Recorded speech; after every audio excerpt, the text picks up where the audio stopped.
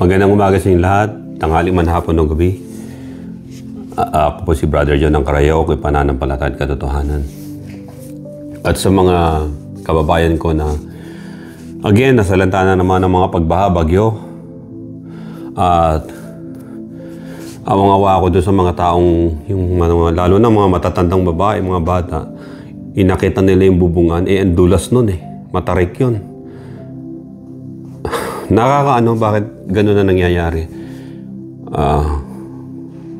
Maaring kamay na ng Panginoon yun.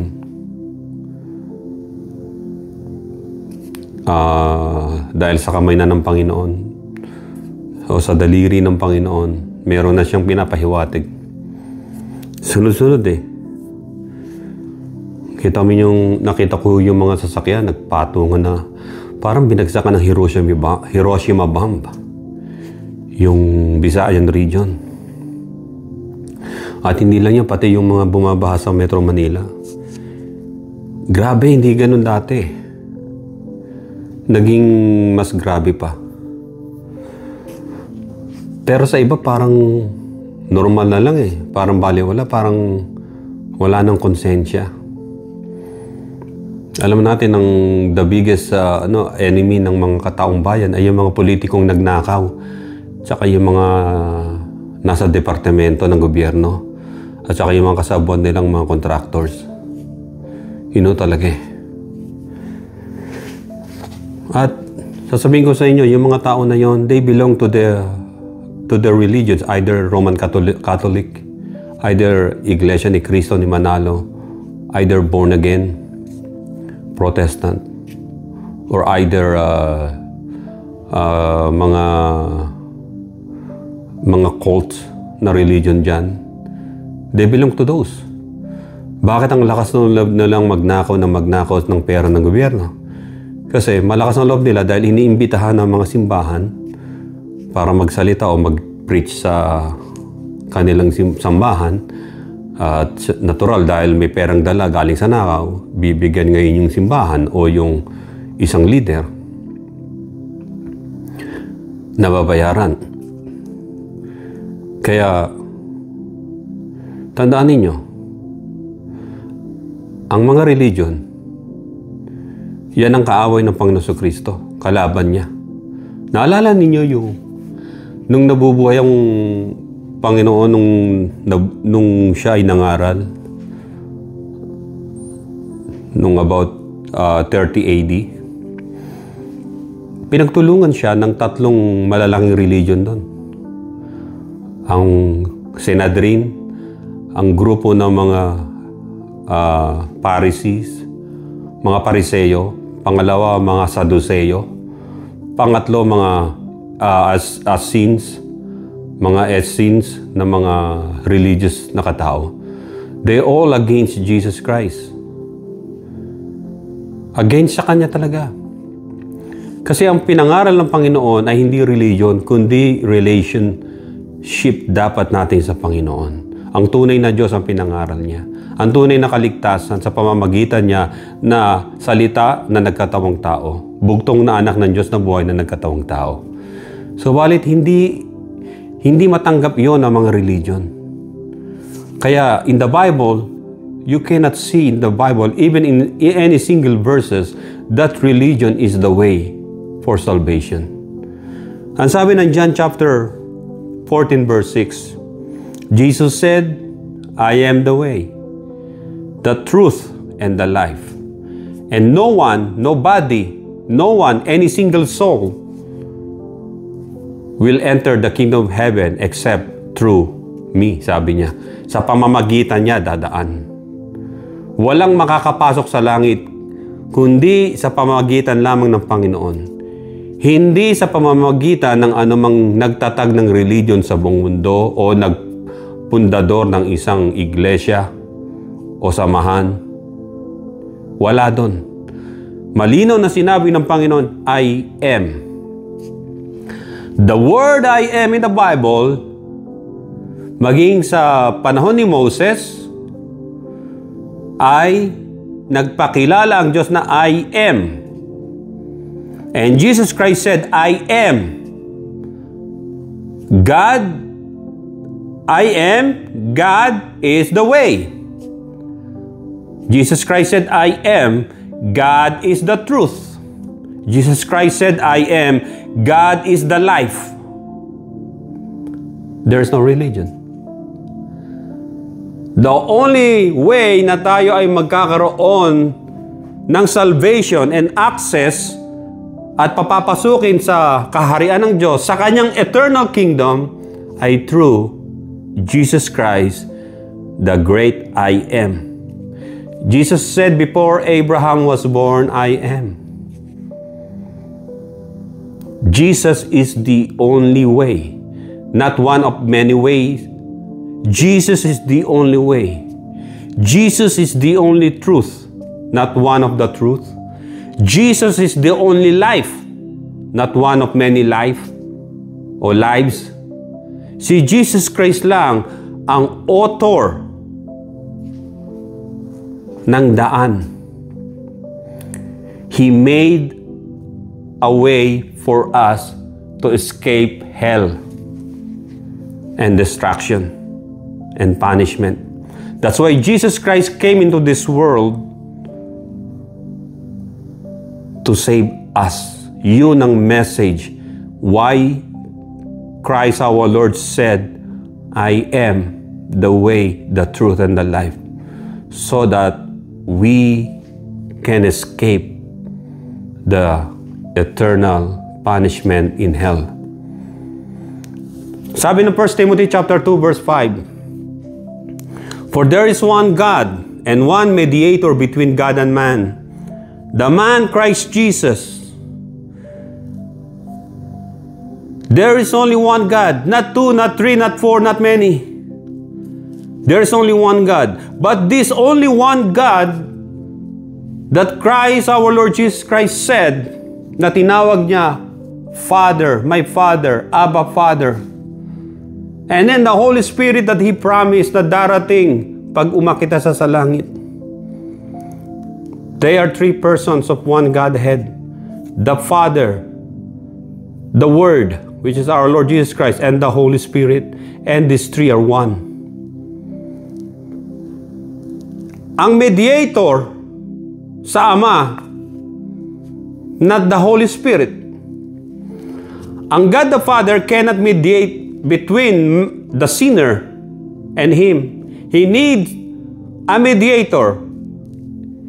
Stands in the middle.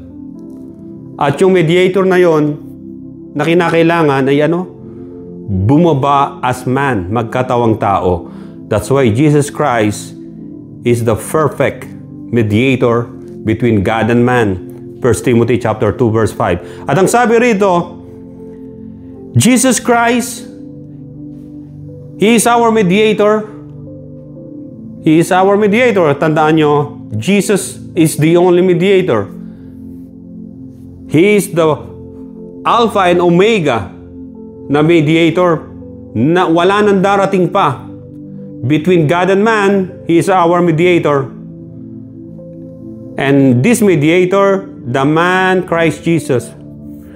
Ang mediator ay hindi woman, hindi si Maria.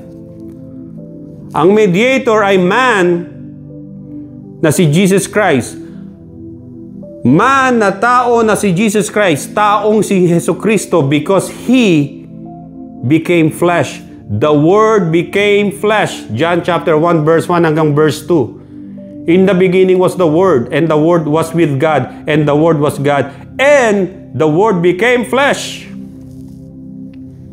Nagkatawang tao ang salita na siyang Diyos. Nagkatawang tao ang Diyos. At sa Panginoong Kristo, nananahan sa Kanya, habang nasa sanlibutan siya, nangangaral, nagpapahayag ng daan, katotohanan at ang buhay, nagdodwell sa Kanya ang deity and humanity, ang human nature and the divine nature of God. Kaya makikita ninyo na even though He is a man, He can switch both, either one. That's why He walks on water. He stopped the storm.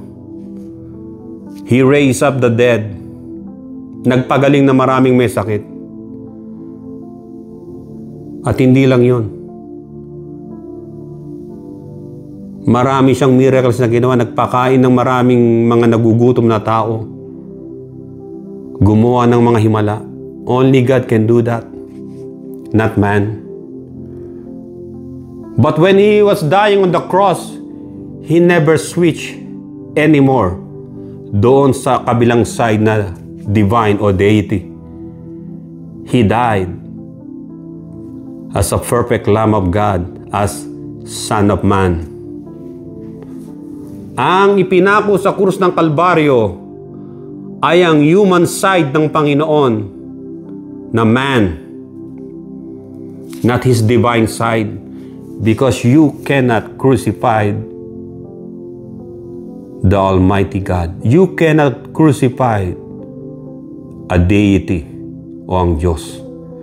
But Jesus Christ, anong sabi nung nananalangin siya dun sa Gethsemane, the last hour?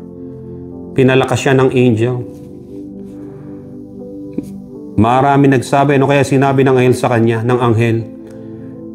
He can be delivered by an angel, even 2 or 1 angel, to destroy those people around the world. Pero nung nanalangin siya, but your will be done, not mine. The will of the Father is that our Lord Jesus Christ, the Son that became man, must die as a sacrificial offering, as a sacrifice, a perfect Lamb of God, so that yung kamatayan ng Panginoon ay matanim sa isip ng tao na namatay siya, at hindi lang doon, nabuhay na maguli.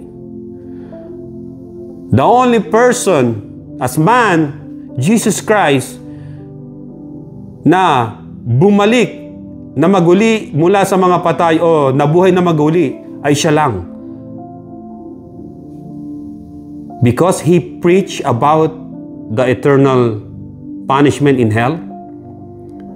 When He died, He went to the bottom, sa pinakailalim ng lupa, and He preached sa mga taong masuway noon. And they saw Him.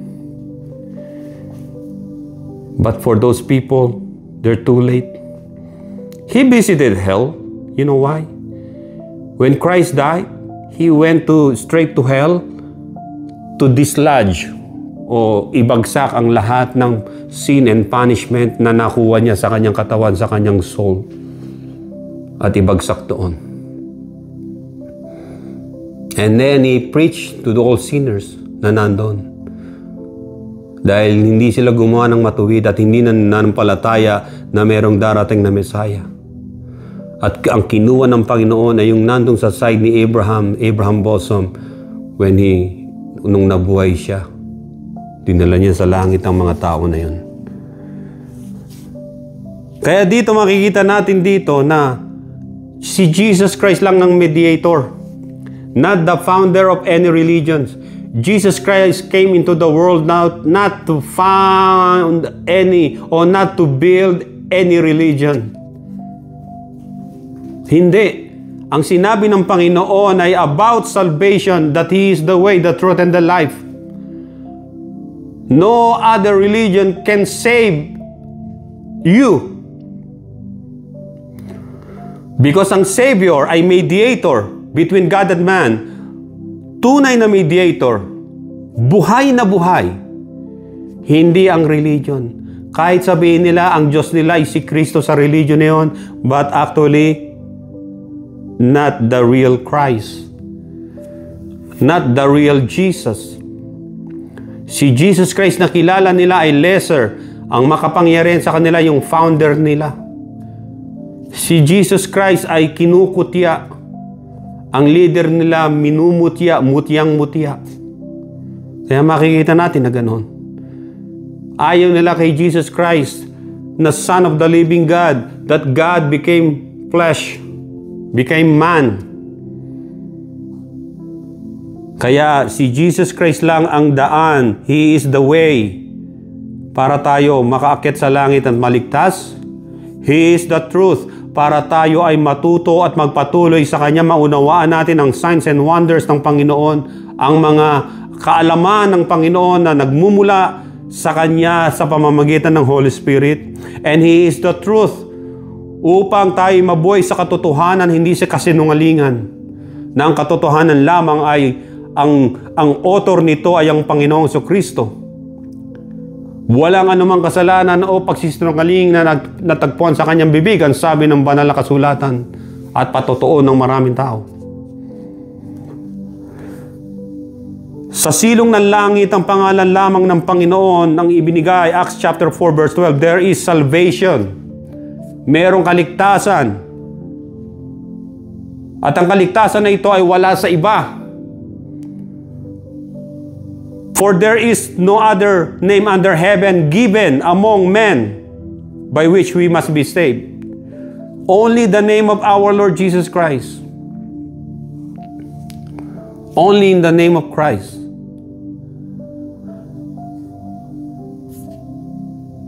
Walang taong makapagliligtas ng kapwa niya tao. Tandaan ninyo, sinabi na ng Biblia yan. Kaya nga sabi ng Biblia, maging sa Book of Proverbs, do not put your trust in any man. Put your trust in the Lord. Put your trust in the Lord. Saan kayo magtitiwala sa Panginoon? Bakit kayo magtitiwala sa Panginoon? Dahil yung kaluluwang mong kaisa-isa pinagkakatiwala mo sa Kanya. Look at our Lord Jesus Christ. Binigyan tayo ng example na dapat gawin tularan. Nung naka-crucify siya, ano sabi niya? Father, into your hands I commit my spirit. Yung buhay natin na siyang espiritu ay saan natin ipagkakatiwala? Sa tao ba?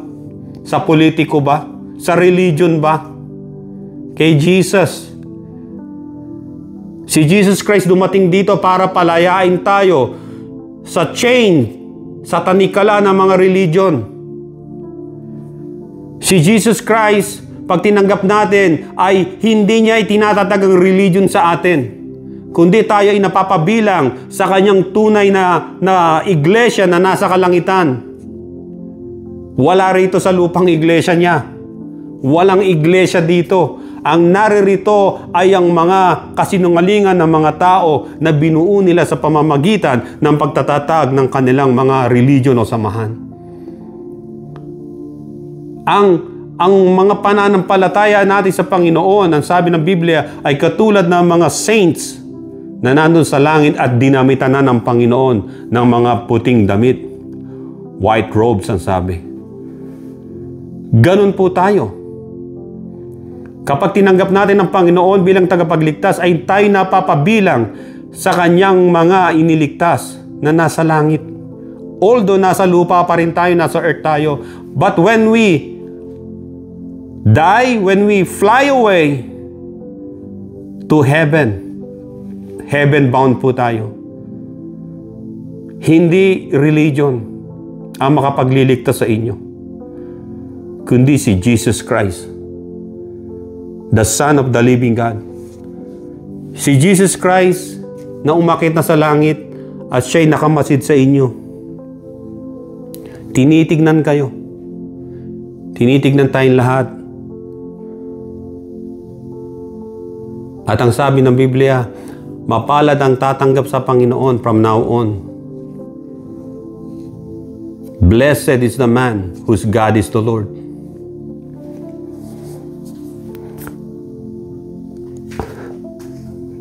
Tayo'y mga makasalanan, subalit iniligtas ng Panginoon. Dahil ang kabayaran ng kasalanan ay kamatayan. Ang ginawa ng Panginoon sa atin yung ating kasalanan para hindi natin danasin ang second death. Second death meaning the eternal separation from God. And no one can bring you back to God when you die without Christ. When we die without Jesus Christ, you cannot repent anymore in the place called hell. There is no repentance in hell. Only screaming, crying, yelling, pain, hurts, At wala na pong makapagre-repent doon. Because yung pintuan ng pag-asa ay isinara na. Kaya nga mga kapatid, hanggat buhay tayo, lumapit ka sa tunay na Savior at tagapagligtas, hindi sa religion na nakagisnan mo at pinamana sa iyo. At alam natin, ang religion ay hindi kailanman itinatag ng Panginoong Jesucristo, even the Christianity. Christ founded. Anong tinatag ng Panginoon sa atin? Ang pananampalataya sa Kanya. Without faith, no one can see the Lord. Without holiness, no one can see God. Hindi ang religion na iyong nakagisnan o na iyong inaniban ang makapagliligtas sa iyo, my dear fellow Filipinos, ay yung direct na ugnayan mo sa Diyos. Walang middleman. Ang pinaka-mediator mo na nilalapitan doon sa langit ay ang Panginoon Jesucristo. He is not a middleman tulad ng mga negosyante o ng mga tinatawag na corrupt contractors. Si Jesus Christ ang mediator between you and God, the Holy God Almighty in heaven. Because God, you cannot ask God about salvation because binigay na ang all the authority of heaven and earth kay Jesus Christ. Sa Biblia nakalagay, all of the authority, powers in heaven has been given to me, Jesus said. And I will give it to you also, to those who believe. Yun ang kanya sinabi sa atin. Me, I'm a sinner. But thanks be to God, through our Lord Jesus Christ, He saved me through faith, not through joining of any of those religion na nagkalat sa mundo. I don't have religion. I have Jesus Christ as my Lord and Savior. I don't have yung mga membership in any religion, but my name is written in the book of life of the Lamb of God. Nais nyo ba na mangyari din sa inyo yun? Just believe in our Lord Jesus Christ. Kaya nga sabi ng Biblia, Jesus Christ descended to earth from heaven just to save us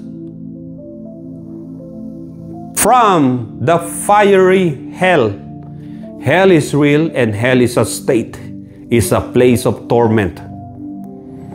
John chapter 3 verse 13, Jesus said, "No one has ascended into heaven except He who descended from heaven, the Son of Man," which is our Lord Jesus Christ, the Son of God who became Son of Man when He came into the world as man, as a baby boy na pinanganak sa Bethlehem.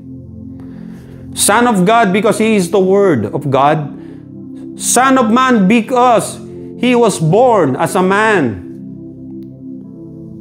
as a perfect Lamb of God, para ituro sa atin ang tunay na daan patungo sa buhay na walang hanggan. That's why He said in John chapter 14 verse 6, I am the way, Jesus said, I am the way, the truth, and the life, and no one comes to the Father except through me.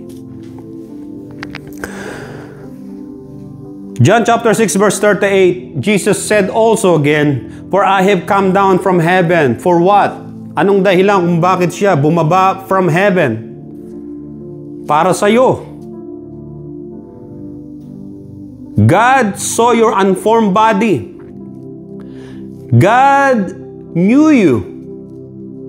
Alam ng Panginoon kung sino ka at ano ka. Alam ng Panginoon ang dinaramdam mo. But you have to come to Jesus. You need to believe in our Lord Jesus Christ, that He is the only way, the truth, and the life. And no one comes to the Father sa pamamagitan niya lang, hindi sa pamamagitan ng sino man o ng inyong tinatawag na mga nagawang mabuti sa kapwa mo o sa sarili mo. Sapagkat ang ililigtas ng Panginoon ay ang iyong kaluluwa. Your one and only soul, because it is appointed unto man once to die, and after that, the judgment. He said to them, to the Jews, na hindi naniniwala. Ito ang warning ng Panginoon sa atin ngayon. Sa John 8:23, He said to the Jews, yung mga taong hindi nanalig sa Kanya, kahit hindi mga Hudyo, He said to them, you are from below, meaning hell. I am from above, heaven. Those who believe in Christ ay makaka-access o makakarating sa langit. Tulad yan kapag nagdadrive kayo sa mga tinatawag na highway, merong RFID kung tawagin, na mamomonitor yung sasakyan nyo para hindi kayo matikitan at hindi ma-picturean yung mga license plate number ng sasakyan nyo. Meron na kayo nun. Just like that, in any road, nakakapasok ka. Unlimited. Although sa inyo binabayaran, pero ang ating kaligtasan sa Panginoon ay unlimited. Walang limit. Because everyone or anyone who confess the Lord Jesus Christ as His Lord and Savior ay naliligtas na magpakailanmang kaligtasan at buhay ng walang hanggan ang nasa Kanya. I came from the Father, Jesus said, and I have come down into the world. Saan nakatira ang Ama, ang Diyos? Sa panalangin ng Panginoon, maliwanag na sinabi niya sa Matthew chapter 6 verse 9, when He pray, Our Father in heaven. Nasa langit ang Ama. Doon ka pupunta rin. Doon tayo pupunta. Once we made Jesus Christ as our Lord and Savior and Mediator sa Diyos. Ang tuloy nating pupuntahan pagkatapos ng lahat ng bagay na ito sa mundo ay ang heaven ng Diyos na Kanyang Ama. Jesus Christ, He fulfilled God's will. He fulfilled all salvation na dapat na maranasan natin. All of the things o mga bagay o yung mga tinatawag na promises ng Diyos sa Biblia upang tayong lahat ay maligtas tulad ni Noe. Si Noah ay pinapasok ng Diyos sa arko and God shut the door. At any door that He shut at sinara ay wala na makapagbubukas. At ang mga taong makasalanan nung dumating ng baha ay sila hindi na makapasok. Gusto nilang makapasok sa arko ni Noah not because they love God, not because they believe in God, but because they don't wanna die, because they are scared and afraid to die. Marami mga taong ganyan. The reason why they want God in their life because they are afraid. Dapat ka lang na matakot. Pero dapat mong malaman na kung ikaw, kaya ka lang lumapit sa Panginoon dahil natatakot ka sa abutin mo. Pero ang tunay na step dapat ay because Jesus Christ is the only Lord and Savior. And we are helpless sinner. Mga sinners tayo na walang magagawa. Kahit ano pang ginawa nating mga magbubuting bagay sa kapwa natin, it doesn't count. What matter most is you should believe in Christ. You accept Him, not the religion, not the founder of religion, not their families. Only Christ in heaven, just like what I did. Mga kapatid, ang sabi rito sa Biblia, babasahin ko ito sa inyo. Dito sa 1 Corinthians chapter 13 verse 12. For now we see through a glass, Tumitingin tayo sa salamin. Yung di ba minsan may nakikita tayo magagandang decoration sa salamin sa mga store. Halimbawa yung mga Christmas decor. May makikita kayo doon, di ba? Sisilip tayo ang ginagawa natin. Nung mga bata pa tayo, gaganon tayo, titingnan natin ganon. Kasi sa malayo, hindi natin makita. At kapag gumano naman tayo, hindi rin natin makita ng totally because there's glass between us and yung item na gusto nating makita, di ba? Ang sabi rito, for now we see through a glass, darkly, medyo madilim. Hindi natin nakuha talaga kung ano yung nandun kasi may partition yung glass. But then face to face, pero pag nawala yung glass na yun, the only reason na makikita mo ng tunay yung gustong mo makita ay when you enter the gate or the door. Just like when we enter the heaven. Then, face to face, makikita natin ang Diyos, ang Panginoon sa Kristo. Face to face, doon sa heaven. Makikita natin ang kanyang tunay na anyo. Nung siya'y bumaba rito at nung umakyat siya na glorified body, ay makikita natin at malalaman natin at ang mga teaching niya ay maunawaan natin. And then sabi rito, but then face to face, now I know in part, but then shall I know even as also I am known. Pagdating ng araw, malalaman na natin ng buong buo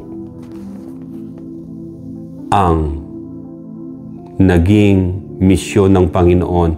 Why He came into this world to save us and to give us eternal life. Sa mundong ito, meron lang tayong tinatawag na dimensional.